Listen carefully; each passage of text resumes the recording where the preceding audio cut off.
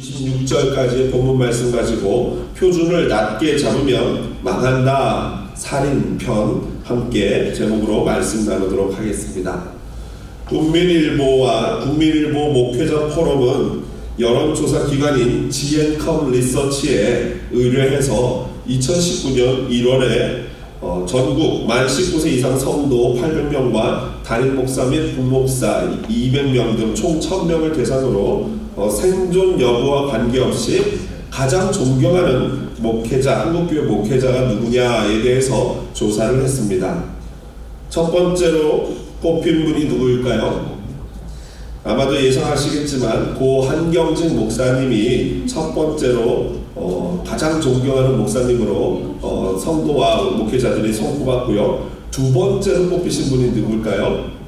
바로 제가 다녔던 사랑의 교회 고 옥하는 목사님이 바로 두 번째로 뽑혔습니다. 그리고 그 뒤를 고 주기철 목사님, 고 손양원 목사님 순서로 뽑혔고요. 그 뒤에도 이렇게 이제 몇몇 분들이 있는데, 사실 여러분 아시다시피 여론조사라는 게 다 신뢰할 수는 없지 않습니까? 물론 웬만하면 믿어야 되겠지만 또 신뢰할 수 있는 부분도 있고 그렇지 못한 부분도 있는 것 같아요. 그래서 제가 가만히 봤더니 이 국민일보라는 어떤 목회자분의 이 개인적인 어떤 소유와 같은 그런 회사에서 조사했기 때문에 신뢰할 수 없는 부분도 없지 않아 있지만, 그러나 이 앞부분에 나온 한경직 목사님이라든가 옥하는 목사, 주기철 목사, 손정원 목사님 같은 경우에는 누구라도 다 이렇게 존경하는 그러한 분들이기 때문에 여기에 대해서는 특별한 의심의 여지가 없을 것입니다. 그래서 제가 일부러 그 뒤에 순차는 가져오지 않았습니다.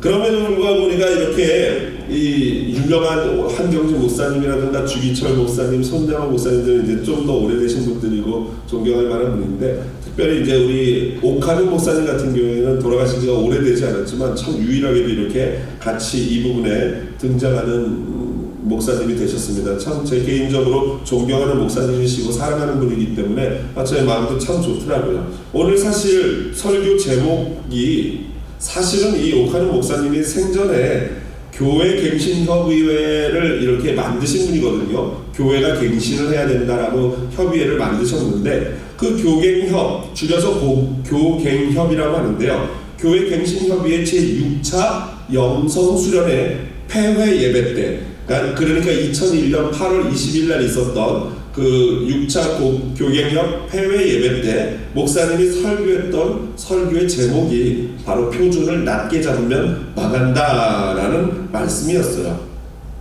그래서 제가 오늘 다시 한번 그 말씀을 이렇게 좀 들어봤는데요. 말씀의 핵심이 뭐냐면은 오늘날 목회자들의 권위가 도전을 받고 땅에 떨어지는 시대가 되었다는 것입니다. 그런데 그 도전은 어디서부터 비롯됐냐면은 이 목회자들의 잘못된 신앙 인격에서 비롯되었다라는 것이 바로 말씀의 요지였습니다.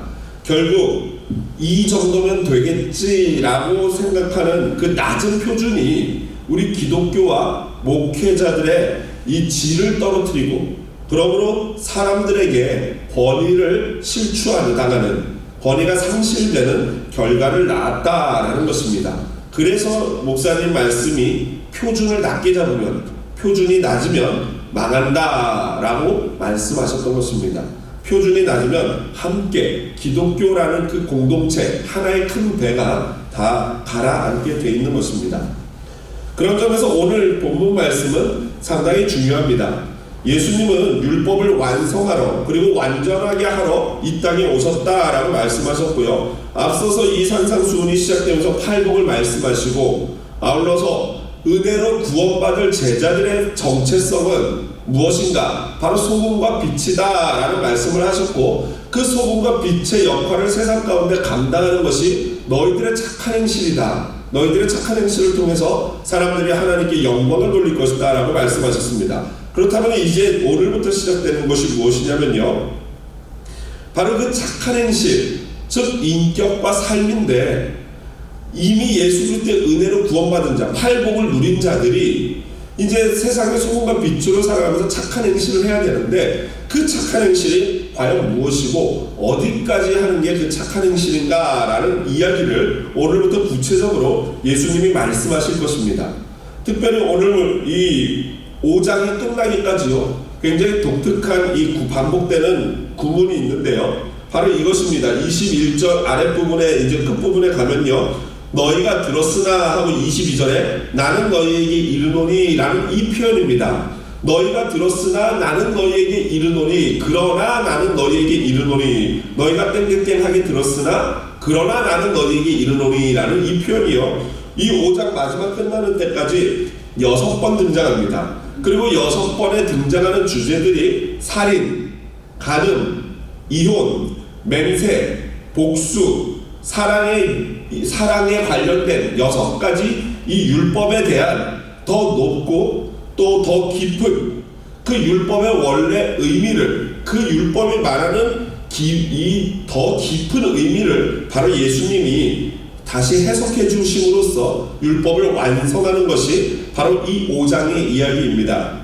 그래서 이 부분에 대해서 존 칼빈 목사님은 이 본문을 다음과 같이 설명을 해 주셨습니다. 이 말씀을 통하여 우리는 주님을 그의 아버지의 영원한 의에 무엇을 덧붙이려 하신 새 율법의 제정자로 만들지 말자. 주님은 오직 율법의 본질, 목적, 그리고 그 목표를 가르치신 성실한 주석가일 뿐이다. 한마디로 지난번에 말씀드렸지만 예수님이 율법을 폐하고 율법을 완전히 뒤집어 엎는 그런 새로운 제정자가 아니시고, 오히려 완벽하게 말씀하신 하나님의 그 율법을 사람들이 그동안 잘못 해석하고 있었다면 잘못된 해석을 바로잡고 온전하게 제대로 올바르게 해석을 해주는 주석가가 바로 예수님이다 라는 것입니다. 그러면 오늘부터 저는 5주 동안 이 율법의 각 항목에 대해서 이 예수님의 완전하신 해석을 함께 나누고 그 예수님의 해석에 귀를 기울여보는 그러한 시간을 갖고자 합니다. 여러분, 우리의 삶이 무엇을 추구하고 무엇을 지켜야 하는지 이 말씀을 통해서 함께 살펴보도록 하겠습니다. 먼저 21절에 보면요, 옛사람들에게 말해졌다고 너희는 들었다, 그러나 나는 이렇게 말한다 라고 하시는 이 시작되는 이 부분에서 예수님은 6번째 계명인 살인하지 말라를 거론하고 계십니다. 그리고 예수님이 너희는 들었으나, 너희는 들었다, 그러나에 붙인 말이죠. 너희는 이렇게 들었으나 살인하지 말라고 들었다, 그러나 나는 너희에게 이렇게 말한다 라는 표현입니다. 그래서 이게 마치 하나님이 말씀하신 율법에 대한 예수님이 왠지 반론을 제기하는 그런 어떤 이 형태인데요. 그래서 이 사람들이, 학자들이 말하기를 여기를 이 6가지 규범에 대한 반제, 반론 제기를 반제라고 하지 않습니까? 그래서 6가지 반제, 아까 말씀드렸던 주제들, 결혼이라든가 이 원수 갚는 거라든가 사랑의 이러한 것들에 대한 예수님의 반론 제기다라고 별명을 붙여줬습니다. 사실 그런데 여러분, 이 하나님의 완벽하신 하나님의 말씀이기 때문에 이 율법 자체에는 전혀 문제가 없습니다. 살인하지 말라라는 율법은 전혀 틀린 게 아니고 틀린 게 아닌 게 아니라 옳은 것이죠. 반드시 지켜야 하는 것이죠. 문제는 무엇이냐면요, 그 말씀을 받고 해석하는 그리고 적용하는 사람들, 곧 말씀을 가장 먼저 받았던 유대인들의 자세와 태도가 문제였던 것입니다. 그들이 집중한 것은요, 살인하지 말라라는 그 단어 그대로만 집중해서 살인이라는 행위, 그리고 살인했을 때는 하나님의 심판을 받는다라는 심판에 대한 두려움, 이 2가지가 이들이 율법을 해석하는 핵심이었어요. 그런데 사실 하나님이 살인하지 말라라고 말씀하셨을 때 그거보다 더, 살인하는 행위 자체보다 더 중요한 게 뭐냐면요, 사람이 왜 살인을 하게 되는가, 살인이 무엇인가, 살인이 왜 나쁜 것이고 살인을 하게 되는 원인이 무엇인가를 살펴보는 것이 바로 하나님의 뜻입니다. 여러분, 그런 점에서 우리는 한번 살펴보아야 합니다. 살인이 어떻게 이 인류 가운데 시작되었습니까? 살인이 어떻게 우리 인류 가운데 들어오게 됐습니까? 여러분 잘 아시지 않습니까? 바로 창세기 4장 5절에 이렇게 나와 있습니다. 우리 화면을 보면서 크게 한 목소리로 읽어보겠습니다. 가인과 가인이 몫이 분하여 안색이 드러나니 가인과 그의 재물을 받지 아니하신지라 가인이 몹시 분하여 안색이 변하니. 여러분 잘 아시는 장면이죠. 가인과 아벨이 하나님을 예배했습니다. 아버지 아담에게 들은 대로 예배를 했겠죠. 가인은 자기의 곡식을 하나님께 드렸고 아벨은 양을 통해서 하나님께 드렸습니다. 근데 하나님이 아벨의 제사만 받았어요. 그때 가인이 몹시 분하여 라는 거죠. 몹시 마음에 분했어요. 화가 나고 그러면서 동생에 대한 질투심과 미움이 생기면서 마음에 분이 쌓였습니다. 분노가 쌓였어요. 바로 이러한 형제 간의 질투, 미움, 분노가 바로 인류 최초의 존속살해로 연결이 됩니다. 인류 최초의 살인이 일어났는데 그것이 미워하는 어떤 다른 사람, 내 배적이나 내 적이 아니라 누굽니까? 바로 내 가장 아끼고 사랑해야 될 동생을 죽이는 그러한 일이 벌어졌어요. 무엇 때문에요? 분노, 미워하는 마음 때문에 살해가 시작된 것입니다. 그러니까 하나님은 살인이라는 결과적인 행위를 금하시긴 하셨지만 그 명령 안에는 살인을 하게 되는 동기, 원인에 대한 철저한 경고까지 포함되어 있는 말씀인 것입니다. 지금 제가 말씀드린 이 모든 것을 다 풀어서 말씀할 수는 없지 않습니까? 그러니까 결론적으로 살인을 하지 말라라는 행동 결론적인 결과론적인 얘기를 하신 것이죠. 바로 이에 대한 정확한 2차전차한 해석이 바로 예수님이 말씀해 주시는 해석입니다. 율법은요, 정신, 그러니까 율법의 정신 뭡니까? 사랑 아닙니까? 그 율법의 정신은 사랑을 무시하고 그저 맹목적으로 전통적으로 답습하여 전해져 내려오는 그런 눈에 보여지는 겉으로 드러나는 행위만을 지키는 것에 대한 비판을 예수님이 하고 계시는 거예요. 그러니까 사람을 죽이지 않는 것, 그건 어찌 보면 너무나 당연한 일인데 그것 한 것으로 만족하고 그것 한 것으로 우리가 율법을 지켰다라는 그 눈에 보여지는 행위적인 어떤 추구를 비판하고 계시는 겁니다. 그러면서 살인을 일으키게 되는 원인과 결과적으로 살인까지 갈 수밖에 없는 우리 안에 일어날 수 있는 그러한 심리적이고 감정적 과정까지도 예수님은 죄라고 규정을 하시는 거예요. 그러니까 살인하는 행위만이 죄가 아니라 살인의 원인이 되고 출발이 되는 그 미워하는 마음, 분노하는 마음, 심리적이고 감정적인 그 모든 프로세싱 과정 자체가 이미 살인이라는 큰 테두리 안에 들어가 있다라는 것이에요. 그래서 그 자체 미워하는 것이 죄가 살인이 되는 것입니다. 이게 바로 본래 율법의 의미인 것이죠. 율법은 이러한 것을 굉장히 함축적으로 그리고 소극적으로 그리고 미니멀하게 굉장히 엑기스적으로 꽉 담아놓은 것입니다.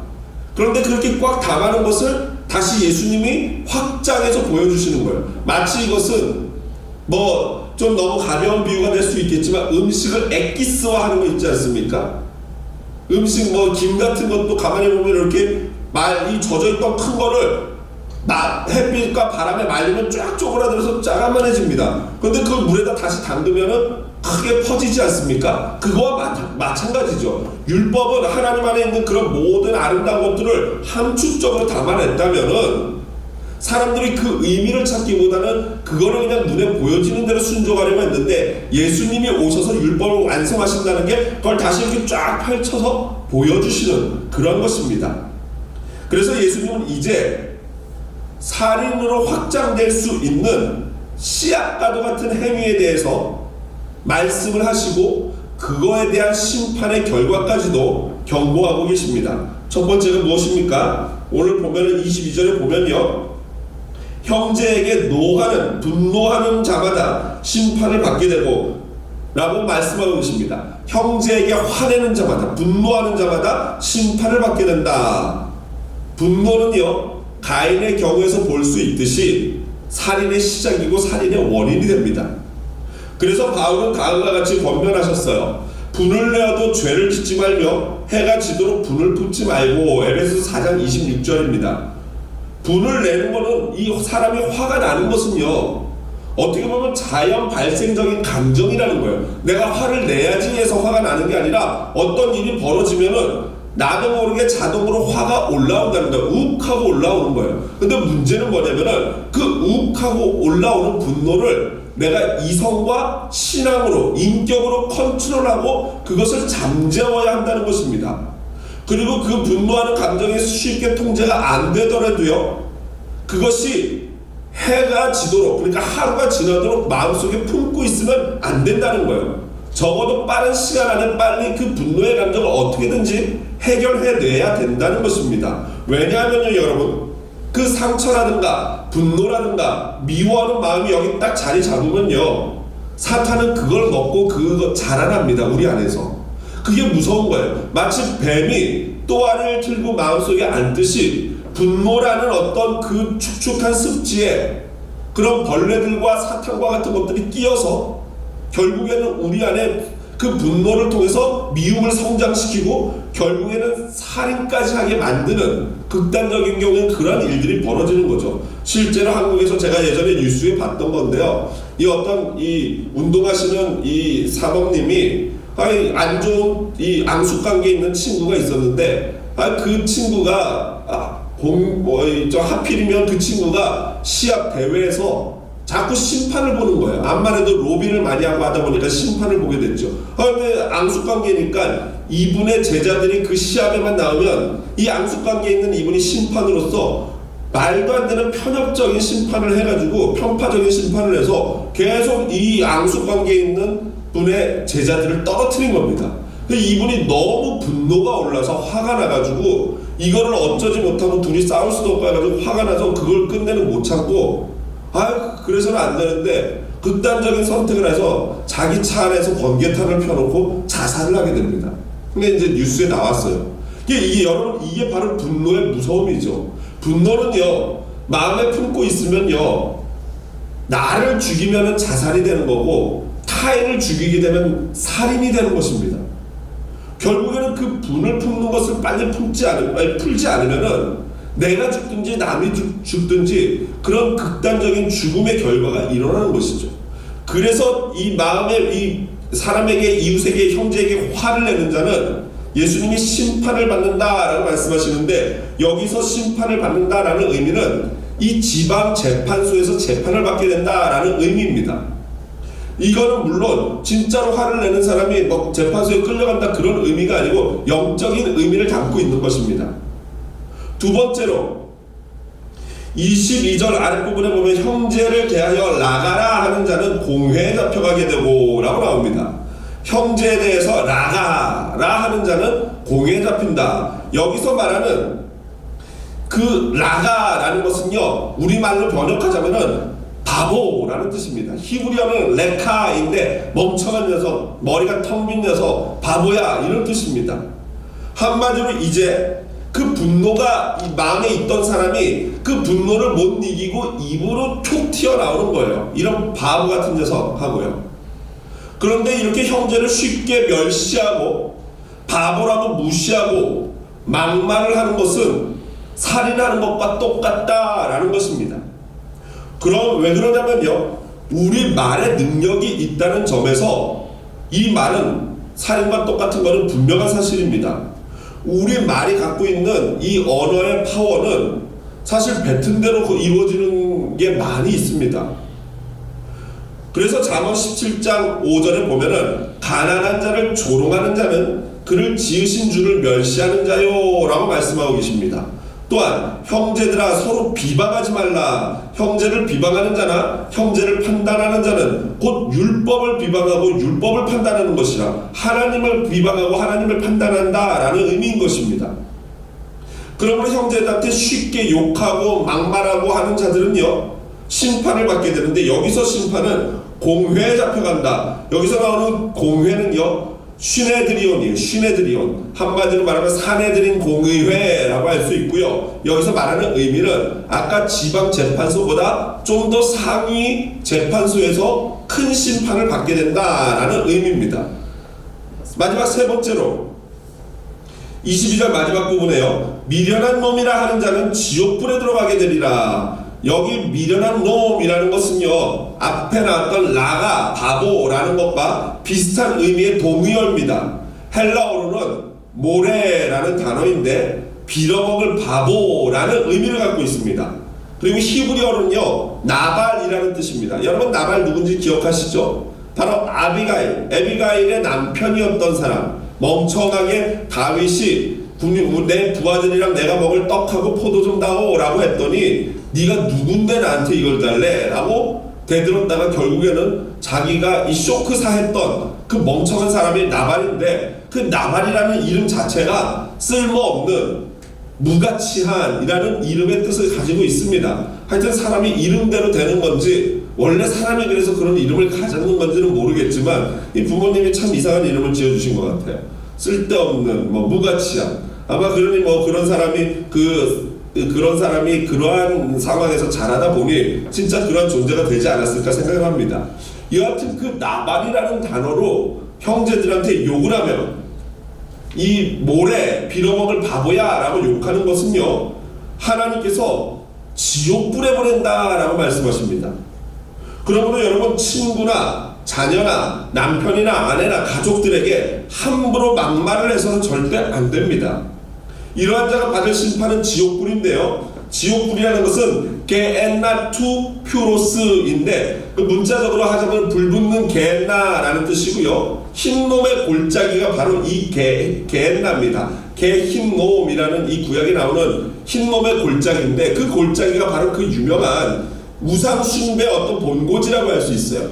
몰렉이라는 신을 섬길 때 불타는 이 불에다가 자녀를 드렸던 장소가 바로 이 흰놈의 골짜기고요. 그래서 요시야 왕이 개혁을 하면서 이 흰놈의 골짜기에다가 모든 우상과 이런 것들을 다 거기다 던져버리고 태워버리고 쓰레기도 거기다 다 버리는 것이 흰놈의 골짜기예요. 그러다 보니까 그 개흰놈은 늘 연기가 나고 늘 쓰레기 냄새가 악취가 나고 그리고 불이 붙어있는 그런 장소가 바로 개흰놈, 흰놈의 골짜기였던 것입니다. 그래서 여기서 말하는 이 개흰놈은 한마디로 더럽고 악취나고 뜨겁고 불이 계속 타오르는 지옥의 대명사가 된 것이에요. 한마디로 지옥불이라는 것은 이 상징적인 개흰놈을 통해서 이렇게 형제에게 미련한 놈이라고 함부로 말하는 자는 지옥에 간다라는 표현인 것입니다. 그래서 아까 말씀드렸지만 이것이 실제로 바보라고 하면은 지역 재판소에 잡혀가고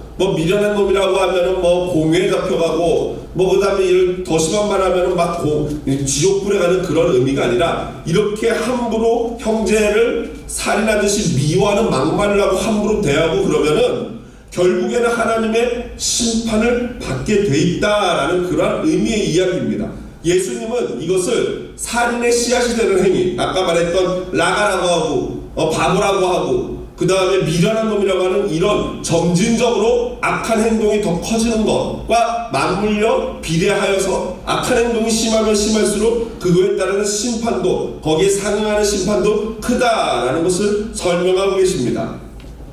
그러나 여기서 말하는 이 심판은 한 가지 결론을 향합니다. 비록 직접적인 살인을 하지 않았지만 살인의 씨앗을 이 마음에 품는 자는 결국에는 하나님의 그 불심판을 면할 수 없다는 것입니다.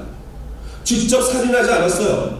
그러나 마음으로 미워하고 막 형제자매들에게 욕을 막 하고 쌍말을 하고 이러는 사람들은 결국에는 하나님의 불심판을 피할 수 없다는 겁니다. 왜요? 그 자체가 이미 살인한 것과 똑같기 때문이에요. 여러분 생각해 보십시오. 천국은 어떤 곳입니까?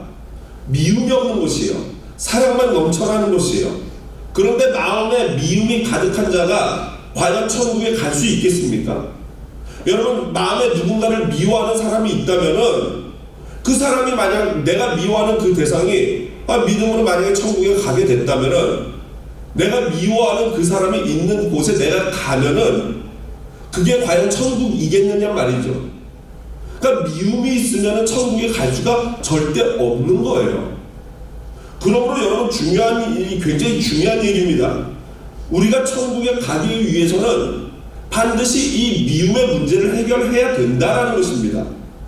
그렇지 않으면 마음에 미움이 가득한 자들을 위해서 준비된 곳은 천국이 아니라 개흰몸, 불타는 지옥밖에는 없다라는 것입니다.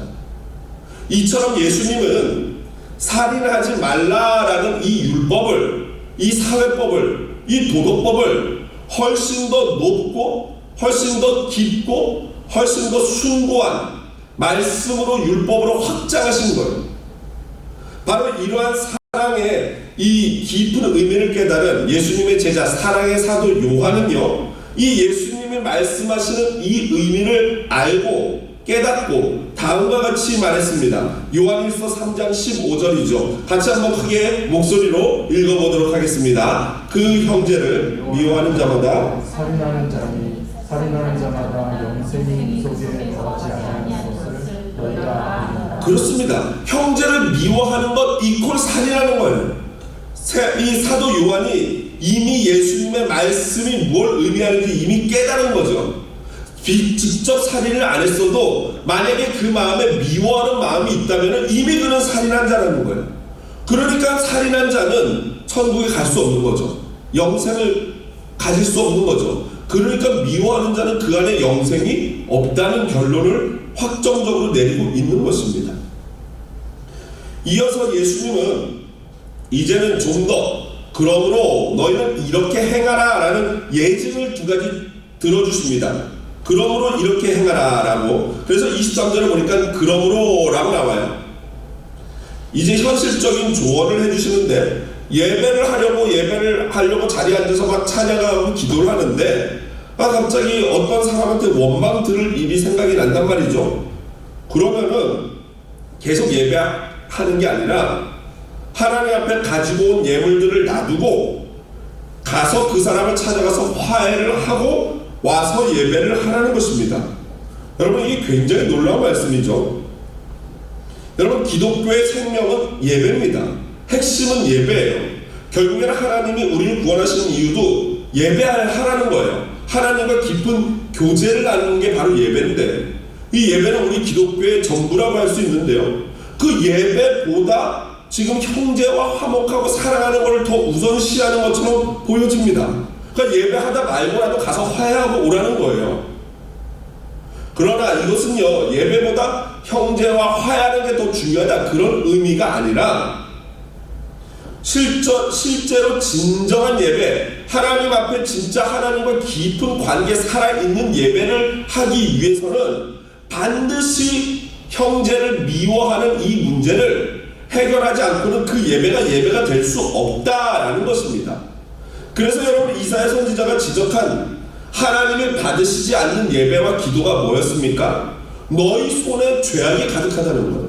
이사야서 1장에 보면 와라, 너희가 내게 이 하나님 앞에 와서 한번 같이 변명해보자, 같이 이 대화해보자 라고 말씀하시면서 내가 너의 기도를 듣지 않고 예배를 그치라 라고 말하는 이유가 뭐냐면은 너희들의 손에 피가 가득하다 라고 말씀하셨는데, 그 피가 뭐냐면요, 연약한 형제 자매를 돌보지 않고 오히려 억압하고 그때 당시에 가장 약자의 대명사인 고아와 과부를 돌보지 않고 오히려 압제하고 그들이 갖고 있는 마지막 남은 것까지도 뺏어버리는 그런 악한 행위 때문에 하나님이 유대인들의 예배를 받지 않고 기도를 듣지 않는다라는 말씀인 거예요. 결국 살인과 동일한 거죠, 이게.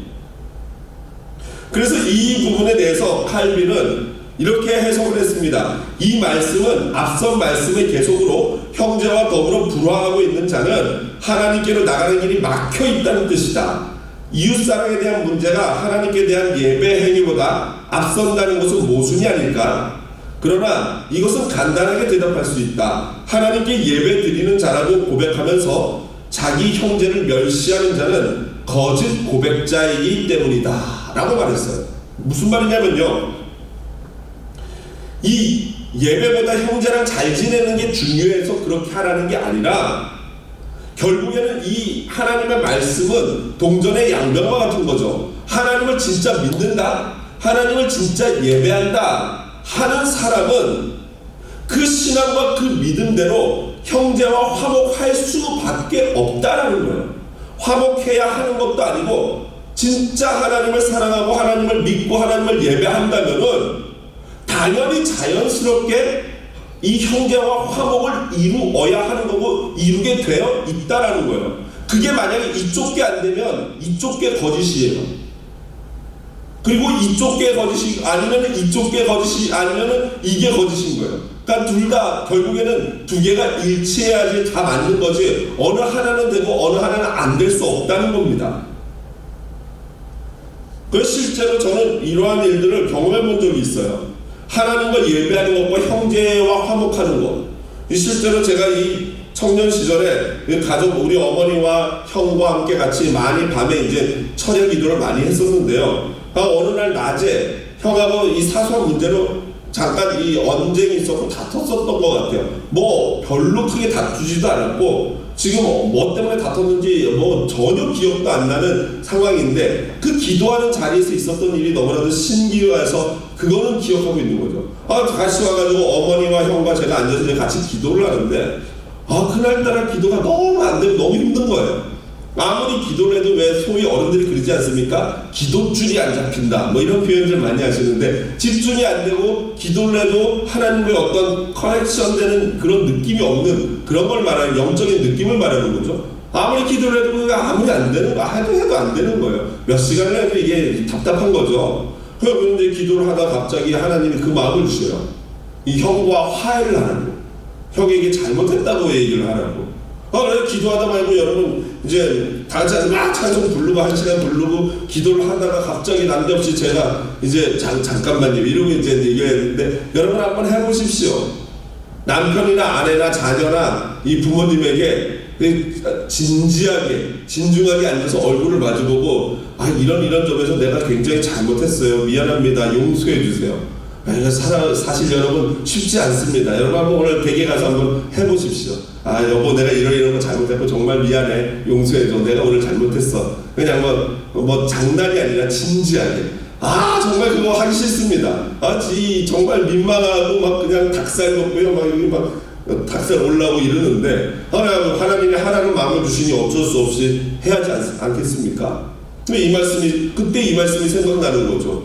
예배가 안 되고 기도가 안 되는 이유는 형제가 불화하기 때문이에요. 그래서 제가 이 눈물로 형에게 잘못했습니다 라고 얘기를 하고 저하고 2살밖에 차이가 안 납니다. 그 형에게 이제 잘못했다 얘기하고 용서해달라고 그러고 형도 내가 미안하다 그러고 나서 주여를 부르짖고 기도를 하는데 기도가 은혜로웠을까요? 안 은혜로웠을까요? 은혜롭지 않으면 제가 이 얘기를 꺼내지도 않겠죠. 놀라운 체험이었습니다. 말씀은요 살아있는 거예요. 실제로 그렇게 됩니다. 두 번째로 예수님은 25절에 두 번째 예증을 들어주십니다. 너를 고발하는 자와 함께 길에 있을 때에 라는 거예요. 이 이야기는요 무엇을 말씀하시기 위한 거냐면요 기회가 있을 때 문제를 해결하라 라는 것입니다. 길에서 어떤 사람을 만났는데 그 사람에게 내가 불편한 고발거리가 있다면은 법정에 가기 전에 그 사람과 빨리 그 문제를 합의해서 해결하라 라는 거예요. 물론 이것을 그냥 처세술로 사회를 살아갈 때 인간관계를 이렇게 쌓으면 된다라고 이 말씀을 이해할 수도 있겠지만 사실은 이 말씀은 그런 말씀이 아니라 좀 더 종말론적인 의미를 담고 있습니다. 여러분 이 장면을 이 말씀을 보면서 나중에 나온 어떤 예화가 생각납니까? 그렇습니다. 10,000달란트 빚진 자의 이야기가 생각나지 않습니까? 10,000달란트 빚진 자의 비유가 이 오버랩됩니다. 인간들 관계에서는요 가능하면은 평화롭게 웬만한 것은 용서하고 그리고 기회가 있을 때 서로 그것들을 부드럽게 해결하라는 거예요. 왜냐하면요 그렇게 하지 않으면 나중에 진짜 왕이 오시면 그 왕이 우리의 죄를 살필 때 살아남을 수 없기 때문입니다. 하나님께 빚진 거는 10,000달란트고 우리 인간끼리 빚진 거는 100데나리온에 비유하고 있지 않습니까? 100데나리온은 10,000불 정도예요. 갚을 수 있다는 겁니다. 갚을 수 있는 돈이에요. 큰 돈이지만 갚을 수 있어요. 그런데 10,000달란트는요 18만 년 어치 연봉입니다. 그러니까 이거는 갚을 수가 없는, 인간이 일단은 뭐 18만 년을 살 수가 없으니까 갚을 수가 없지 않습니까? 그런 차이예요. 그러므로 이것은요 종말론적으로 하나님 예수님께서 오실 때 우리를 용서해 주시는 문제와 연관된 겁니다. 그러므로 우리가 서로 용서하고 사랑해야 한다라는 의미를 담고 있는 것이죠. 용서는요, 우리 그리스도인의 권리가 아닙니다. 용서는 우리의 의무입니다. 반드시 해야 합니다. 그래야 우리도 하나님께 용서를 받을 수 있고, 그리고 또한 이미 용서받은 자라면은 용서받은 자의 의무가 바로 남을 용서하는 것입니다. 말씀을 마무리합니다. 우리는 종종 끔찍한 살인자나 무자비한 악당들을 볼 때 분노합니다. 사회법이나 도덕법을 볼 때 우리는 그들과 전혀 다른 거룩한 존재라는 생각이 듭니다. 그리고 얼마든지 우리는 그들을 지탄하고 손가락질하고 경멸하고 멸시할 수 있습니다. 그리고 결코 누구도 이러한 것들이 잘못됐다 얘기하지는 않습니다. 그렇게 말할 수도 없습니다. 그러나 오늘 말씀, 그리고 오늘 제목을 기준으로 본다면요, 이러한 우리의 삶의 모습이 만약에 우리가 추구하는 삶의 표준이라면요, 옥하는 목사님의 설교 제목처럼 우리는 망할 수밖에 없습니다. 하나님은 우리에게 기대하시는, 하나님이 원하시는 수준은요, 바로 이 정도가 아니에요. 그저 나쁜 놈들 손가락질하고 저런 짐승 같은 녀석들 하고 욕하는 이 정도의 수준을 하나님이 우리에게 원하는 것이 아니라는 겁니다. 이것이 바로 유대인들의 결정적인 실수예요. 그들이 율법을 해석할 때 나는 살인하지 않았으니까 나는 괜찮은 녀석이고 저 벌레 같은 녀석들, 이러는 유대인들의 자세가 바로 예수님의 분노를 가져온 자세인 것입니다. 바로 예수님이 이것을 오늘 그들에게 알려주고 계시고, 또한 오늘 우리에게도 말씀하고 계시는 거예요. 너희는 세상의 소금과 빛이다. 그러므로 세상 사람들이 사는 수준의 삶을 살지 마라라는 것입니다. 우리는 종종 그렇게 말합니다. 누구나 다 그래요. 목사님 누구나 다 그렇게 살아요. 그렇게 말한다면은, 그렇게 말하고 싶다면요, 우리는 누구나 다 가는 그 길로 가야 됩니다. 누구나 가는 그 길이 어떤 길입니까? 멸망으로 인도하는 문은 크고 넓어 그리로 들어가는 자가 많고, 누구나 다 가는, 많은 사람들이 가는 그 길, 넓은 길, 편한 길, 그러나 멸망의 길을 가야 한다는 것입니다. 여러분, 미워지는 사람이 있습니까? 또 나에게 너무 못되게 굴어서 그 미울 수밖에 없는 그런 사람이 있습니까? 그 미워지고 미워할 수밖에 없는 사람을 미워하지 않는 것만큼 힘든 게 어디 있겠습니까? 하지만 여러분, 명심하십시오. 그 미워하는 그 마음이 살인의 첫걸음이었다는 것을요. 미워하는 것 자체가 살인이라는 프로세싱의 출발입니다. 미워하지 않는 사랑의 삶은요, 누군가를 미워하지 않을 수 있는 힘, 미워하지 않는 삶을 살 수 있는 그 비결은요, 내가 얼마나 큰 용서를, 얼마나 큰 사랑을 받았는지를 잊지 않으면서 시작이 됩니다. 바로 십자가의 사랑이지요. 그러므로 사랑과 용서는 우리의 영원한 의무인 줄로 믿습니다. 오늘도 말씀을 기억하면서 끝까지 사랑하고 용서하는, 그래서 주님이 기뻐하는 율법을 이루는 저와 여러분의 되기를 주님의 이름으로 축복을 드립니다. 우리 함께 그 믿음을 고백하며 찬양합니다.